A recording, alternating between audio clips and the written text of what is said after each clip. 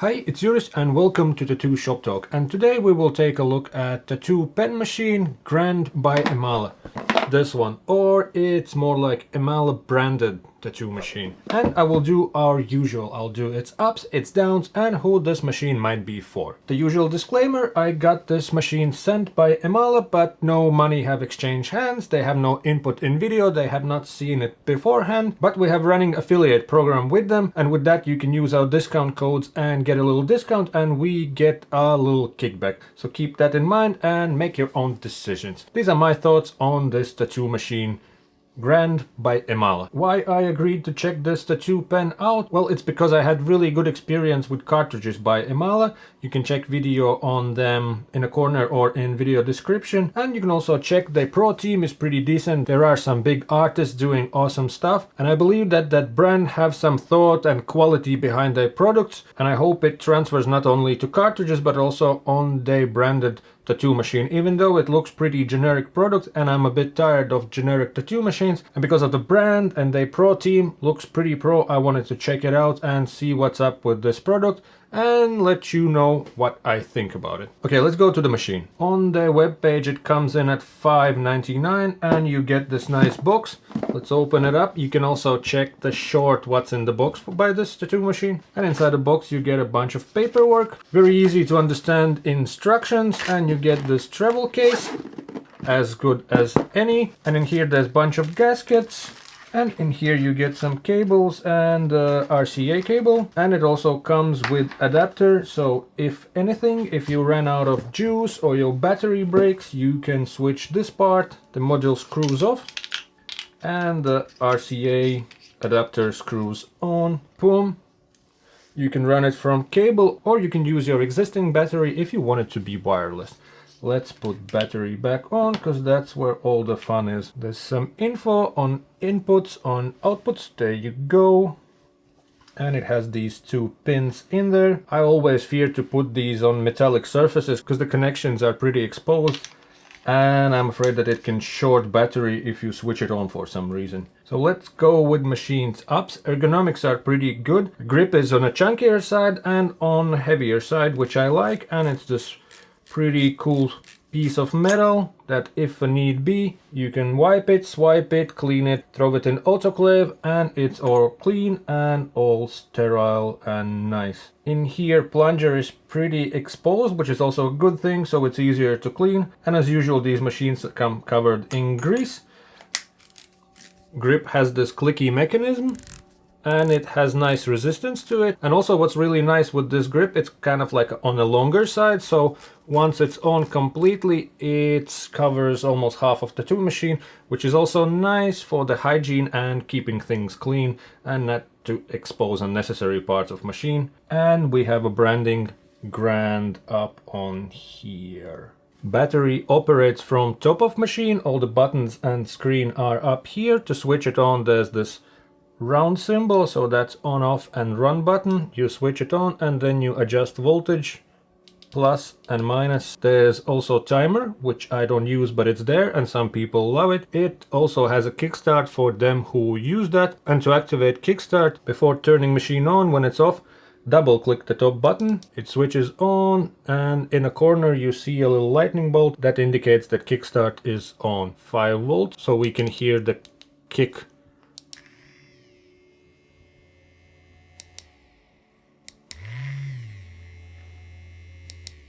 To turn it off, just switch it off and regularly switch on tattoo machine. A little animation and kickstart is off, no lightning bolts there, and then it sounds like this. It's super quiet tattoo machine. And that's with cartridge, without kickstart.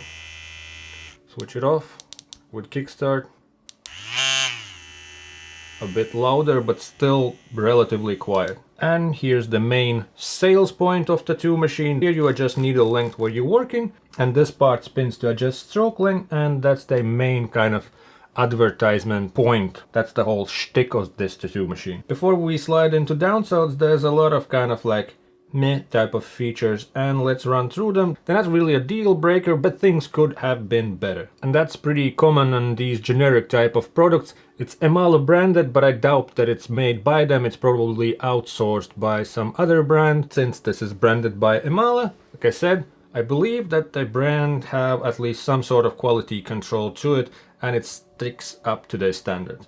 So, okay, the boring features, the meh type of stuff. Screen is up there, could have been brighter, but I can live with this one. Buttons could have been bigger or more tactile, because when it's wrapped, it's not that easy to find. And again, it's something to get used to, and I can live with it. It rolls, it's very round machine, and it's on the heavier side, so sometimes if it's placed on a table, it would just start to roll on its own. You have to be careful. I would prefer that there would be some feature that would stop it from rolling. Oh no, disposable grips, but we don't expect that on this type of products. That would be the meh type of things. Yeah, and then I'll show you how I pack it, so we have access to all this stuff and all this stuff. We'll have tattoo machine, my favorite plastic product, scissors, a clipcord sleeve, some tape, and grip tape that I usually forget to bring in here. So let's start with a grip, and there I would use the sticky plastic, and I would put it right by the side of the grip, wrap it over there, tuck all the corners in, and let's not get too many layers over the part where cartridge goes in. We have this situation where grip is fully covered. Then I'll take a clipcord sleeve, cut the piece of it, tape ready. This is the 5cm clipcord sleeve, and it goes over this part, and it goes over the wheels where you adjust stroke length, and it overlaps plastic over the grip like that. Take a bit of tape, fold this part over, put a tape around it, and a bit of grip tape for grippiness up here. That also helps to hide all the corners. Oh, poke a hole if you don't want to poke it with a cartridge. This is what you get.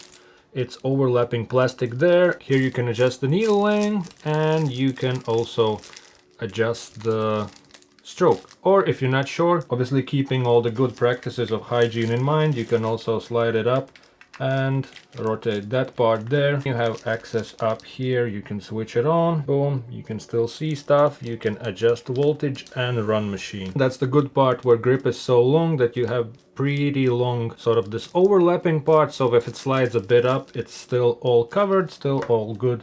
Only obviously don't yank it off by accident, because it's not attached anywhere. But with this method you have access to all the features. That's how I pack it. Boom. Let's run through the now kind of downsides or unknown, something that we're not sure about. So the kind of downsides, but maybe not really. So that would be following. The unknown would be, does it really change stroke length, or it just does something that mimics it? I'm not expert on mechanics, and I'm not planning to take it apart because I would just mess it up. Do it actually change stroke length? I don't know. And if you are somebody who knows how these mechanisms work, then please leave that in the comment section so we all know. Is it mimicking? Is it actually changing? Not sure, but it definitely does something. So there is difference from one end to other of strokes. First time I used it after 3.5 millimeter, I think the new one machine, and then I took this one and I was like, this 3.6 is not even close. Try to 3.9, not even close.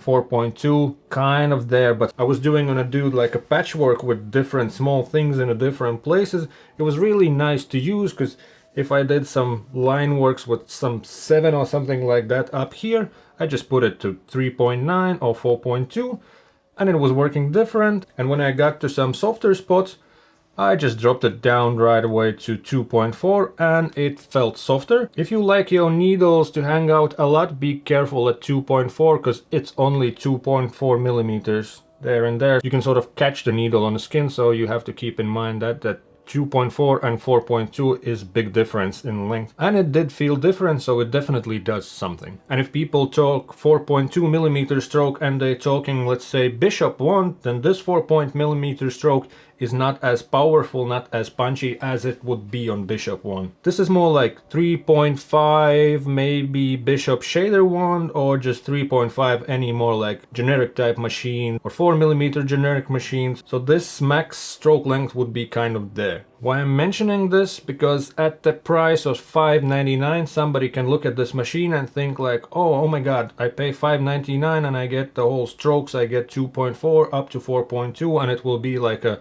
starting from some soft machine up to like Bishop Packer wand. It's not gonna be that, but there will be variations how it hits from shorter stroke up to a longer stroke. It's definitely something. Don't expect that you will buy like 3 top shelf machines packed in one at $5.99, and that would be also the biggest downside. $5.99. I'm not sure how this product is different from other generic brand products that have similar options. Like I said, I hope this brand have put more thought to it. Maybe there's some more features, maybe it has better insides, maybe it's like a quality control is better. And now we're sliding into final part, sort of like conclusions. As I mentioned, I hope this brand have brought its standards that they have for their cartridges and Pro Team also in this product, and hopefully we will see their Pro Teams working with this product and doing amazing stuff that they usually do. And it's not just the names thrown on a generic brand. I don't even care who have made this tattoo machine. Let's hope that it will work and show its potential in the future. And now who this machine might be for. The way I have tried this tattoo machine, it worked well with smaller liners and with like softer stuff on magnums. So I would say this machine would be good for somebody who works with small needle groupings like 3, 5, 7 full liners, and for somebody who does like a softer stuff with magnum. It doesn't have a crazy punch to it even at 4.2, but you can do certain stuff. I mean, you can also do thicker lines, but you will just spend more time on them. I usually say that machines with adjustable strokes, or you have options to change some wheels or something on them to have different stroke lengths, it's good for somebody who's getting into these pen type machines and they're trying to figure out what stroke length is best for them. I think this would not be the best option because you don't get the feel really like you would feel different on other tattoo machines which would be dedicated with dedicated stroke length, or you can like change some mechanical feature in there that would do that. This is mimicking that or doing that, and maybe just a combination of motors and the moving parts doesn't get the exact feel. And I would say maybe for somebody who does soft stuff with tattooing and maybe have also permanent makeup in the shop, because it goes down to 2.4. And that's, as far as I know, is the stroke length that permanent makeup people use. And now there are many shops where some artists are offering the tattooing services. They have all the black and gray covered, walking Pinterest thing covered, and also they do a little bit of permanent makeup. Maybe that would be an option. It's a heavier machine with a heavier grip. It's nicely balanced, sort of grip heavy. I don't know how that would affect the permanent makeup. Maybe they need something really light. Or maybe that's just the aesthetic that you see on pictures online, but that would be an option. And another thing to keep in mind how your machine will perform is cartridge needles. So I would choose a machine with super good cartridges over like very good machine with really crappy cartridges, and pair it with the decent cartridges and this thing is pretty good. And on that note, check EMALLA cartridges out. Many people like them. Most of the people are really happy with products and it's their go-to cartridges. So if you're shopping for cartridges and you have 6 spare hundreds and you want to check it out, links are in the video description. And now you know that this machine exists and it's pretty okay. Final conclusion, we'll see with time. If their Pro Team is using this tattoo machine and knocking out amazing pieces, then maybe it's worth the price. And now you let me know what you think in the comment section and check all the links. There's also links to other our videos and playlists that are a bit more organized. And do the usual. Press like if you like this video. If you didn't like it, then press dislike button twice. If you're super awesome, then share this video and leave your thoughts in the comment section. Thank you for watching. See you in the future. Bye. And also stay safe.